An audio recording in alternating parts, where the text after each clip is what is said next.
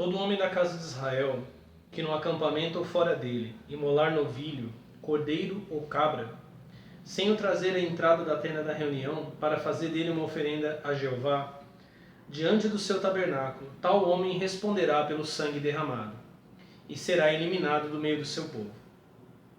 Deste modo, os israelitas trarão ao sacerdote para Jeová, à entrada da tenda da reunião, os sacrifícios que desejarem fazer no campo, e os farão para Jeová como sacrifício de comunhão. O sacerdote derramará o sangue sobre o altar de Jeová, que se encontra à entrada da tenda da reunião, e queimará a gordura em perfume de agradável odor a Jeová. Não mais oferecerão os seus sacrifícios aos sátiros com os quais se prostituem. Isto é uma lei perpétua para eles e para os seus descendentes. E diz-lhe-á ainda: todo homem da casa de Israel ou todo estrangeiro residente no meio de vós, que oferecer um holocausto ou um sacrifício, sem o trazer à entrada da tenda da reunião, para o oferecer a Jeová, esse homem será exterminado do seu povo. Todo homem da casa de Israel ou todo estrangeiro residente entre vós, que comer sangue, qualquer que seja a espécie de sangue, voltar-me-ei contra esse que comeu sangue, e o exterminarei do meio do seu povo, porque a vida da carne está no sangue. E esse sangue eu vos tenho dado para fazer o rito de expiação sobre o altar pelas vossas vidas, pois é o sangue que faz expiação pela vida. Esta é a razão pela qual eu disse aos israelitas: nenhum dentre vós comerá sangue, e o estrangeiro que habita no meio de vós também não comerá sangue. Qualquer pessoa, filho de Israel ou estrangeiro residente entre vós, que caçar um animal ou ave que é permitido comer, deverá derramar o seu sangue e recobri-lo com terra. Pois a vida de toda a carne é o sangue. E eu disse aos israelitas: não comereis o sangue de carne alguma, pois a vida de toda a carne é o sangue, e todo aquele que o comer será exterminado. Levítico capítulo 17, do versículo 3 ao versículo 14. Tudo bem, pessoal? Como vocês já viram no título, o nosso assunto hoje é por que Jesus tinha que morrer. Eu não vou esgotar esse assunto hoje, ele vai reaparecer em muitos momentos da série DAT, mas como a gente acabou de passar pela Sexta-feira da Paixão, fica todo mundo meio deprê, ou não, né? Ou aproveitando o feriado, é interessante explicar o sentido espiritual da morte de Jesus e dessa forma fechar a trilogia que começou lá no sacrifício de Isaac, caminhou para sacrifícios humanos e, como eu disse, o sacrifício de um homem Deus, de um homem divino. Que força ele teria? Que poder ele teria? Nesse texto, Jeová reivindica para si todo o sangue de homens e animais. Mais de uma vez ele diz que a vida da carne está no sangue. No vídeo anterior eu mencionei o axé das religiões afro e falei sobre que o axé é um movimento. Talvez seja fácil entender isso. A vida a qual Jeová se refere é justamente o movimento. O contrário da morte, que é a imobilidade. Né? Se você vê um corpo num caixão, ele está morto. O sangue já não circula mais, o corpo não tem calor e não tem atividade. Então o sangue e a vida, o princípio da vida, é o que as religiões, muitas das religiões afro chamam de axé. É essa força aqui da vida que Jeová está reivindicando para si. E ele diz: eu dei este sangue por expiação. Ou seja, quando o homem vertia não o sangue, mas não necessariamente o sangue, mas a vida de um animal em lugar da sua própria vida, então ele poderia continuar vivendo, porque uma vida tinha sido oferecida a Jeová. Antes de continuar essa explicação, eu quero colocar alguns pontos para que você reflita comigo. Não só agora. Que toda vez que você pensar em Bíblia, em sacrifício de Jesus, que esses pontos estejam na sua cabeça. Em primeiro lugar, relembrando, se você não lembra, procura aí no blog ou procura na internet a imagem da árvore da vida. Etz Haim, a árvore da vida da Kabbalah. Você vai perceber que a última sefirot, a última sefirá, que é Malhut, que representa o nosso reino, ela está afastada. Ela está bem abaixo das outras Sefirotas. O que isso significa? Significa que nós estamos num mundo de exílio. Nós estamos separados do cosmos, separados da totalidade. Nichiren Daishonin, que foi o Buda renascido no Japão, em seus Goshos, que são seus escritos sagrados, ele disse isso, que os habitantes desse planeta, o mundo Sarra, que quer dizer, não é Sarra do cara lá que tem um monte de filhos, esqueci o nome dele. Não é o Sarra dele, entendeu? Não é o Sarra. É Sarra de resistência, de oposição. Ele diz que os habitantes desse mundo Sarra são pessoas que violaram a lei divina em outras partes do cosmos e foram trazidos para cá pelo Buda. E o Buda mesmo nasce entre eles, para reeducá-los. Então, quando você ouvir falar em conversão, quando o judaísmo fala em Teshuvah, que significa retorno, você deve entender o que significa esse retorno. O que é a salvação que o Messias trará? A reinserção da humanidade no cosmos, junto aos povos espalhados pelo universo. Quer dizer que, neste momento, nós estamos separados. É por isso que nós não encontramos vida em outros planetas. É por isso que nós não temos uma comunicação autêntica, direta. Ah, mas mestre, mas e Roosevelt e tudo mais? Eu não vou falar disso hoje, mas aí nós estamos falando de comunicações de seres não muito preocupados com o bem-estar da humanidade. Ok? Por isso, eu já vou dar um segundo alerta. Cuidado com canalizações. Esse negócio de todo mundo canalizar mensagem, e são mensagens todas cor-de-rosa, é muito parecido com o filme A Cabana, o livro e filme A Cabana. Eu vou te dar uma dica. Quando você ler uma mensagem canalizada e ela está desesperada por aceitar você, a entidade, seja ela qual for, extraterrestre ou Deus, está muito preocupado em te aceitar, em te compreender. Tem ou malandragem, tem um larápio aí, ou você está sendo enganado por alguma inteligência extraterrestre. Nós não estamos conectados ao cosmos. Nós não estamos conectados às muitas vidas espalhadas pelo universo. Nós não estamos conectados aos povos em outros sistemas, em outras galáxias. A Teshuvah, a reconciliação, é justamente o retorno do nosso mundo para junto da estrutura cósmica do corpo do Adão Kadmon. Esta é a salvação que o Messias trará. Dito isso, um esclarecimento sobre Jeová, ainda dentro da ideia do budismo. O budismo menciona entidades chamadas de os demônios do sexto céu. O que são os demônios do sexto céu? São criaturas que vivem das criações alheias. Se você tem acompanhado meus vídeos DAT, você vai ver que Jeová e seus anjos se encaixam perfeitamente nisso. Eles não criam nada. No vídeo anterior eu mostrei que se Davi não abre a porta que Abraão já tinha começado a abrir, Jeová não pode abrir. Eu vou encerrar a história de Abraão agora e vou começar a história de Moisés. E você vai perceber na história de Moisés que Jeová é completamente dependente de Moisés. O poder não está nas mãos dele, o poder está em nossas mãos, está em tuas mãos. Jeová e seus anjos se encaixam perfeitamente na definição dos demônios do sexto céu, que se aproveitam de criações alheias. Quem são Jeová e seus anjos? São devoradores de mundos. O que eles estão fazendo neste planeta, eles já fizeram em muitos outros. Se instalam neles, jogam os homens uns contra os outros, se aproveitam das suas energias espirituais, drenam tudo que somos, destroem a biodiversidade como um bando de gafanhotos cósmicos e partem para o próximo. Essa é a condição que nós estamos. É terrível, é assustador, mas é nesta condição que estamos. É contra isso que estamos lutando. Só que Jeová reivindica aqui a posse de todo o sangue, de toda a vida. Ele é um Deus vampiro. Em Ezequiel capítulo 18, ele fala pelo profeta: como a alma do Pai é minha, a alma do Filho também é minha. Na tradução da Bíblia de Jerusalém, da NVI, a vida do Pai e a vida do Filho são minhas. A vida está no sangue. O que é que Jeová está dizendo? O sangue do Pai é meu.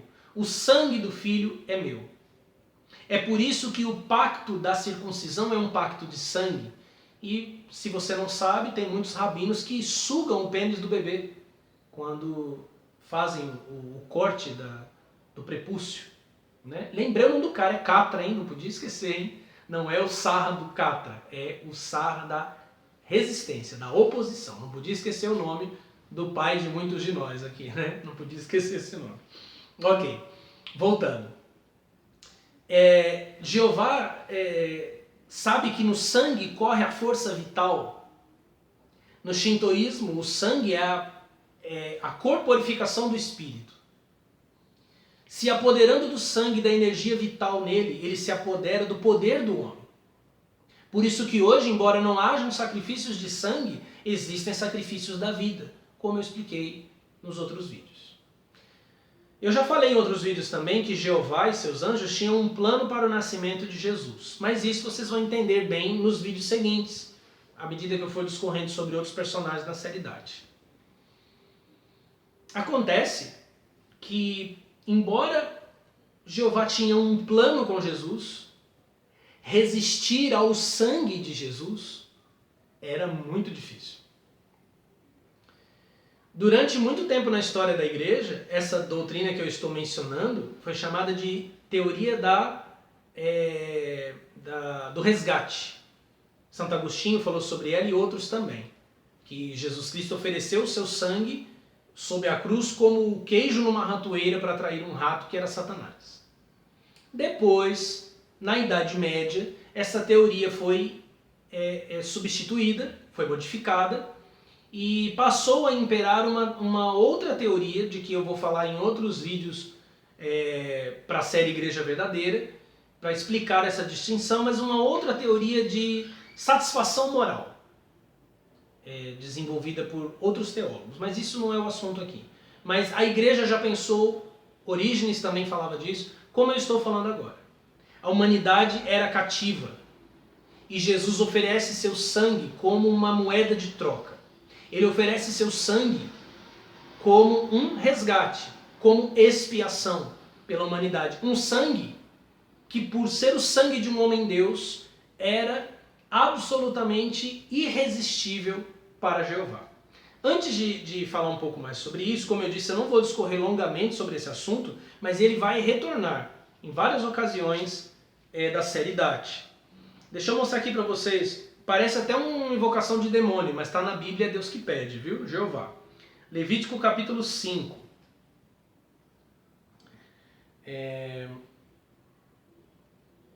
Deixa eu encontrar aqui.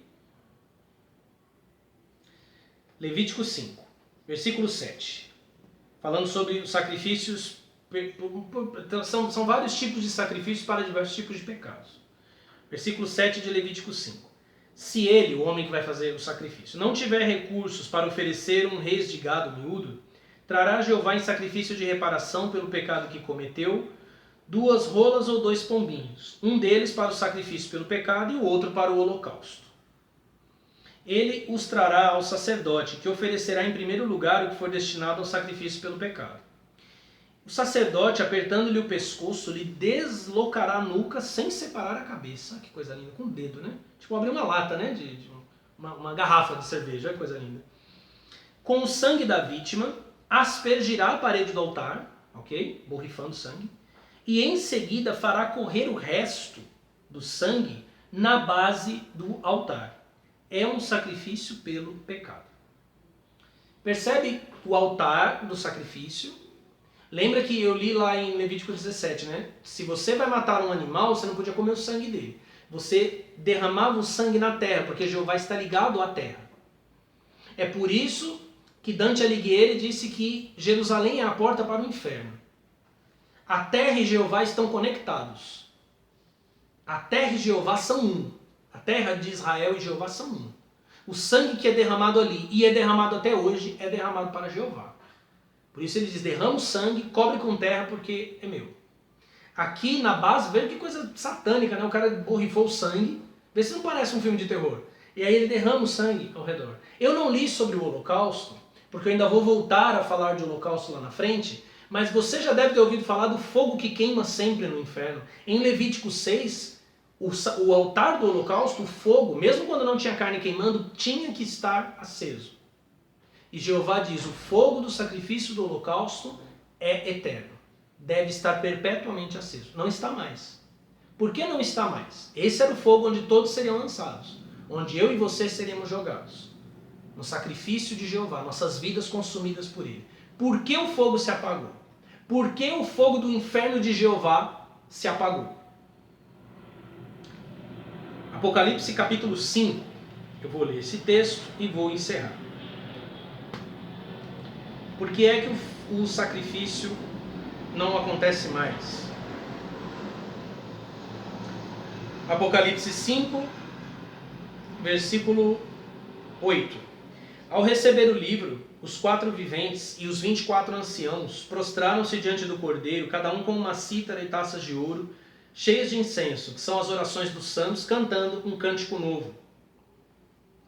Digno és tu, o Cordeiro, né, de receber o livro e de abrir os seus selos, pois foste imolado e por teu sangue compraste para Deus homens de toda a tribo, língua, povo e nação. Deles fizeste para nosso Deus uma realeza de sacerdotes e eles reinarão sobre a terra. Jesus, ao derramar o sangue dele, comprou de quem? Se o Deus de Ezequiel 18 é o pai de Jesus, ou é Jesus, Jesus comprou do pai para quem? Ou Jesus comprou dele para ele mesmo? É o Edir Macedo, né, que é dono da Universal e da Record. Ele tira o dinheiro de um bolso e põe no outro. Ele tira da igreja e põe na empresa dele. Não, Jesus não comprou do Pai. Ele comprou de Jeová. Eu disse que ia terminar, mas eu sempre lembro de alguma coisa no meio do caminho. No livro de Atos dos Apóstolos, capítulo 20. Atos 20, versículo 28. Paulo está saindo de Éfeso, olha o que ele diz para os bispos. Estai atentos a vós mesmos e a todo o rebanho. Nele o Espírito Santo vos constituiu bispos para apacentar a igreja de Deus, que ele adquiriu para si pelo seu próprio sangue. Ou seja, a igreja de Cristo foi adquirida pelo sangue. Adquirida de quem? Estava nas mãos de quem? Estava nas mãos do Deus que em Deuteronômio 32 disse: eu mato e eu faço viver, eu firo e eu saro e não há quem possa livrar das minhas mãos. O sangue do homem-deus era insuportavelmente tentador para Jeová. Por isso, e por causa disso, agora o Cordeiro toma o livro que está nas mãos do Pai para ensinar, porque Isaías 53 está escrito: pelo seu conhecimento o meu servo justo justificará a muitos. Agora ele vem numa segunda missão. Ele vem como fortificador para nos ensinar, para nos tornar reis e sacerdotes, para transformar todas as coisas, para reunir o nosso planeta, para elevar o nosso planeta. A descida da Nova Jerusalém no livro do Apocalipse, dos olhos de quem está na terra é uma descida, mas ela é a subida da terra para junto da comunidade cósmica, de seres elevados e sábios e puros. Esse é o sentido da redenção de Jesus Cristo. Por isso, para quem está em trevas e acha que o Pai de Jesus o crucificou, a cruz é um instrumento de maldição. Ela é um símbolo de tortura e dor. Mas, para os que forem iluminados, a cruz é a porta de uma era para outra. De um éon de escravidão para um éon de divinização e liberdade. Você já foi comprado, você já foi adquirido, você já foi resgatado, você está livre. Não para viver igual um animal, não para fechar-se no seu egoísmo. Você está livre para reinar sobre a terra e finalmente transformar esse mundo num mundo de justiça, de paz e de verdade. Eu concluo aqui a minha série sobre Abraão. No nosso próximo DAT nós vamos começar a série sobre Moisés. Prometi uma série polêmica, e esta série polêmica será postada, mas ainda vou fazer suspense. Aguarde. No meu próximo vídeo eu vou explicar um pouco sobre essa série e alguns detalhes sobre ela e vocês vão acompanhar. Compartilhe esse vídeo na tua timeline, mostra para os teus amigos. Não esqueça de acompanhar o nosso novo site mestrealef.com.br e acredite, um novo tempo, uma nova era já começou. Muito obrigado a todos. Namastê.